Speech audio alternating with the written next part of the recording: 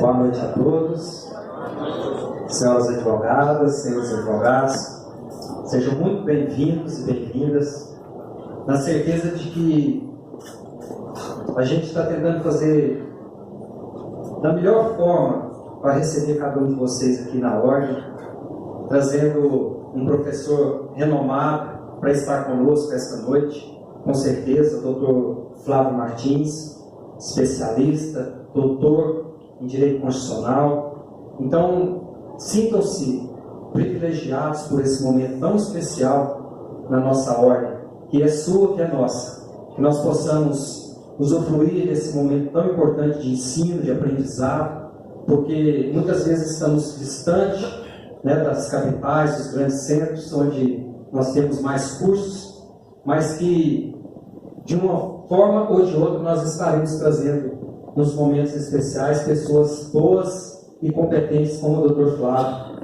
está aqui para ministrar para nós essa palestra de hoje. Então, eu gostaria de chamar aqui o Dr. Tadeu, nosso presidente, para dar início a essa solenidade, e com muito prazer nós te recebemos, doutor. Já convidar de antemão o professor Flávio Martins, o Aguinaldo também está acompanhando a comitiva. Desejar uma boa noite a vocês. Sejam muito bem-vindos a Catalão, muito bem-vindos à nossa OAB, que são os nossos colegas doutores, né? Lutadores numa segunda-feira, né, professor? Não é fácil também a gente colocar os colegas aqui na OAB, perturbosos, né? Tivemos um pouquinho de dificuldade, mas estamos lutando para trazer o melhor para vocês aqui, né? Acho que esse é o primeiro de um dos eventos que a gente certamente trará nessa gestão. Se inicia, né, de muitas dificuldades. Está aqui no tesoureiro, né? Também me puxou a orelha já, né, Marcos? Mas que a gente vai ajustando aos poucos, né? A gente tem tentado fazer o melhor, já modificamos bastante no nosso auditório, para já dar uma melhorada na casa, modificamos bastante aqui a nossa estrutura. Estão podendo ver que já está um pouco melhor, né? E nós pretendemos de fato investir em palestras. Vamos ter mais uma outra agora no dia 26, porque a gente já acertou, né? O Reinaldo aqui, e o senhor já vai estar no dia 26, a gente vai estar anunciando. Já acertou uma para o dia 30, para o dia 8 de maio, então várias palestras presenciais também, com as palestras da ESA, que a gente já editou o sinal. E agora, com a ajuda do Dr. Samuel, que ajudou muito sábado aqui, mais um Marquinhos, a gente conseguiu passar um fio agora individual. Vamos ligar uma outra televisão, vamos ter uma sala individual da ESA para resolver aquele problema que a gente estava tendo, que era a transmissão dos cursos aqui individuais para você. Então, independente de a gente ter um número menor de advogados, se tiver um interessado só, a gente vai conseguir transmitir. Então, aqueles cursos que são de dia, vai ter uma sala com ar lá para poder assistir até lá na presidência, né? Então, gostaria que a partir de agora vocês pudessem estar à vontade, professor. O senhor fique bem à vontade aqui, a gente quer te ouvir, e que o senhor possa doar o melhor aí para nós, né? Já estamos o dia inteiro juntos, né? Vendo em tantas emissoras hoje já divulgando trabalho, livro, que vocês possam ter a melhor palestra possível. Muito obrigado.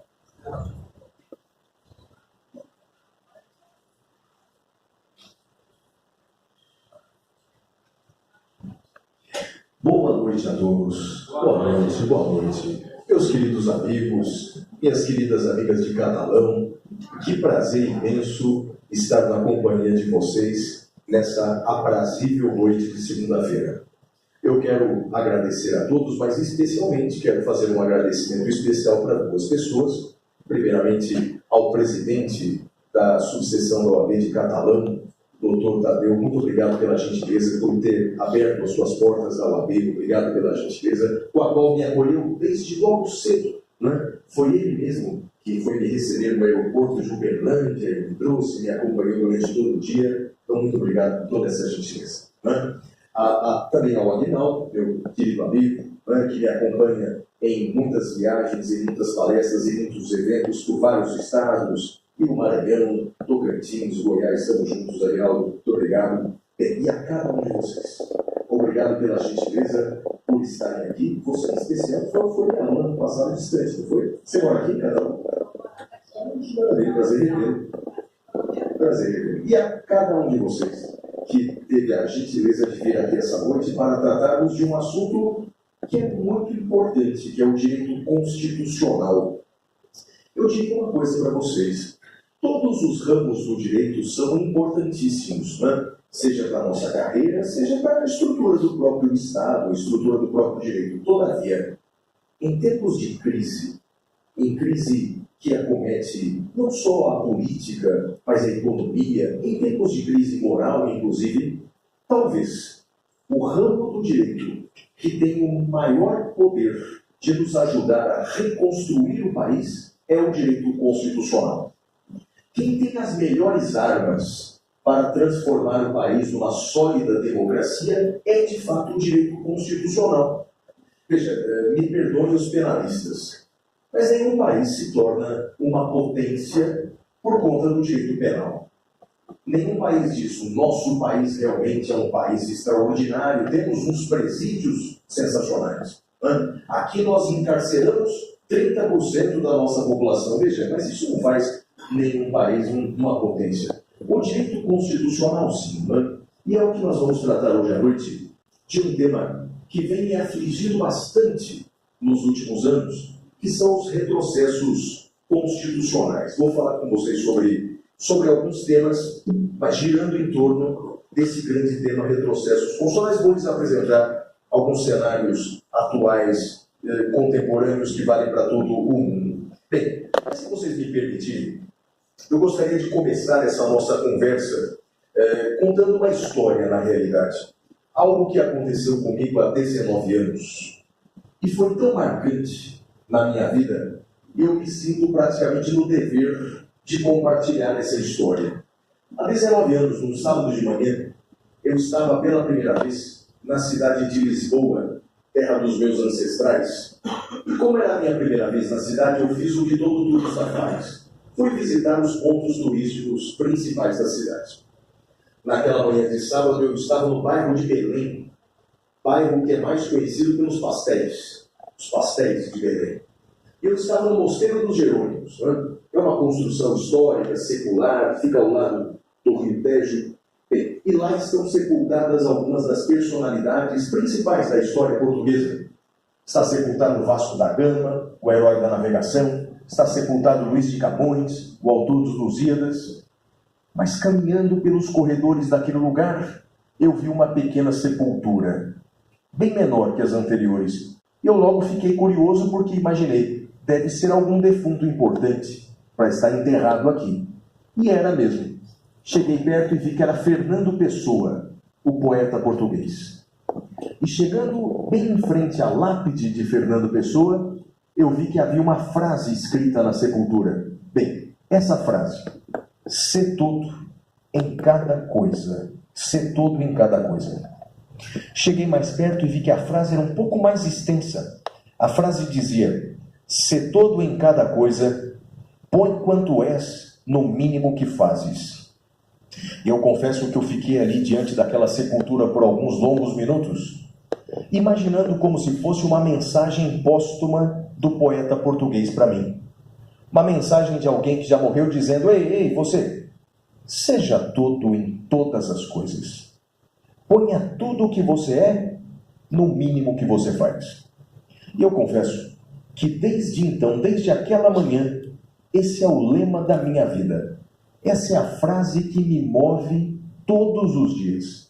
Eu tento, a cada dia da minha vida, tento seguir esse exemplo de Fernando Pessoa, fazendo tudo em absolutamente tudo o que faço. Vou lhe dar um exemplo.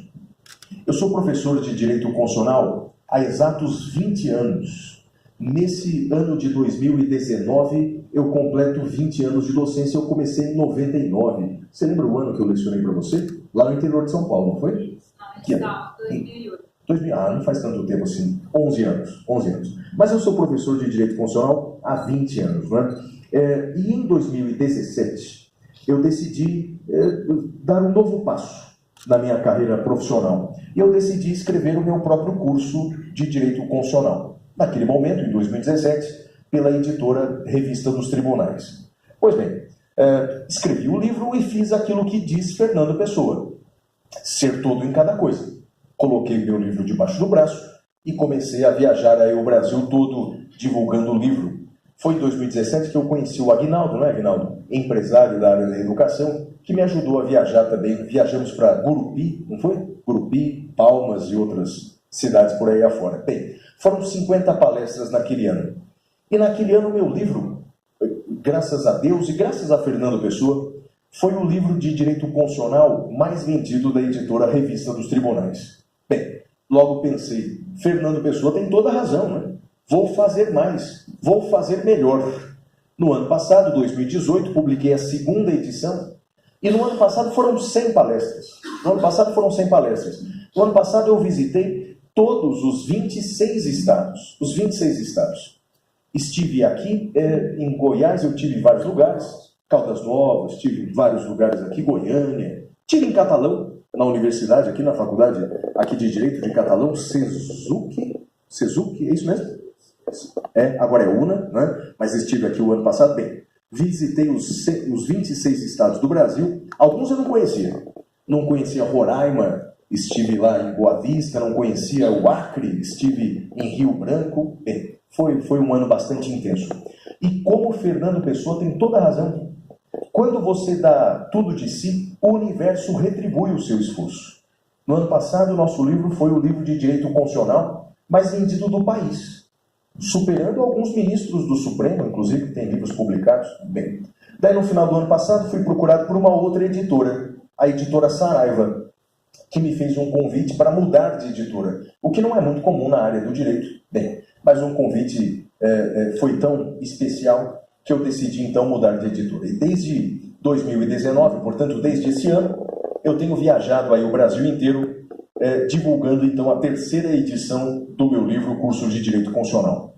As ideias que eu vou expor hoje à noite para vocês são ideias que eu apresento aqui no meu livro e que eu vou apresentar. Eu separei aí 3 temas para nós discutirmos hoje à noite, e esses 3 temas tem aqui no nosso livro.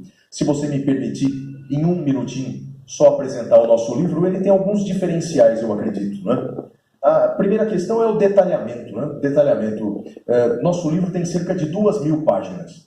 Não sei te dizer se o livro é bom ou ruim, porque não cabe ao autor dizer isso, né? Cabe ao leitor dar o veredito. Mas eu posso garantir que é o maior dos livros aí de direito constitucional que há, porque realmente me parece que era necessário tratar o direito constitucional com essa devida seriedade. Temos problemas seríssimos no direito constitucional brasileiro que precisam ser enfrentados. Visão crítica é algo que você verá tanto nas páginas do livro quanto na palestra de hoje à noite. É necessário que tenhamos uma visão crítica. Não podemos ficar atrás de nossas mesas esperando a próxima posição do STF. Porque foi, por exemplo, o STF que hoje à tarde suspendeu 2 reportagens de jornais, de notícias, de revistas, na verdade, que versavam sobre uma investigação recaindo sobre um dos ministros do Supremo. Portanto, numa violação clara da liberdade de imprensa e do direito à informação, não podemos simplesmente silenciar diante de decisões desse jaez, dessa natureza. Bem, novos temas. É algo que eu apresento no livro e apresentarei para vocês na palestra de hoje. Direito comparado é algo que eu faço bastante e estamos perdendo isso. Estamos deixando de comparar o direito brasileiro com o direito realizado em outros países. Estamos nos fechando numa bolha e na qual estamos cometendo erros graves. Estamos ficando para trás, né, em alguns movimentos importantes no mundo inteiro. Só para te dar um exemplo. Reforma constitucional. Reforma constitucional. Dos países da América do Sul, me diga, alguém sabe essa? Em qual país ou quais países o povo não participa diretamente da reforma constitucional? Então, por exemplo, uma emenda na Constituição. Em que país o povo não participa de uma emenda constitucional? Nem antes, fazendo propostas de emenda, nem depois, referendando as emendas do parlamento. Alguém sabe? Alguém tem algum palpite? Qual é o país? E eu vou te dar uma dica, é um país só. Na América do Sul, tirando a Venezuela da lista, que não é hoje um Estado de Direito. Então, tirando a Venezuela, só tem um país em que o povo não participa da reforma, o colega já disse, o Brasil. É o único país da América do Sul em que o povo não participa da reforma constitucional, nem antes, fazendo propostas de emenda, nem depois, referendando emendas do parlamento. Veja um exemplo atual. O Congresso está prestes a decidir, a reformar a Previdência.